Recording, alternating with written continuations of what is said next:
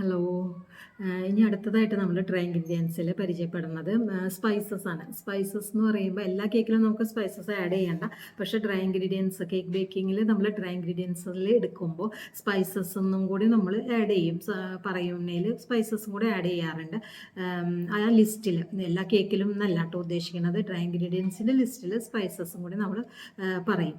അപ്പോൾ സ്പൈസസ് എന്ന് പറയുമ്പോൾ മെയിനായിട്ട് നമ്മൾ സ്പൈസസ് കേക്ക്, ക്യാരറ്റ് കേക്ക്, അതുപോലത്തെ കേക്കുകൾ, അല്ലെങ്കിൽ ഡ്രൈ ഫ്രൂട്ട്സ് ഉപയോഗിച്ച് ചെയ്യുന്ന പ്ലം കേക്കുകൾ, അങ്ങനെയുള്ള കേക്കുകളുണ്ടല്ലോ, അതിലാണ് നമ്മൾ അധികമായിട്ട് സ്പൈസസ് കൂടുതലായിട്ട് ഉപയോഗിച്ച് വരുന്നത്.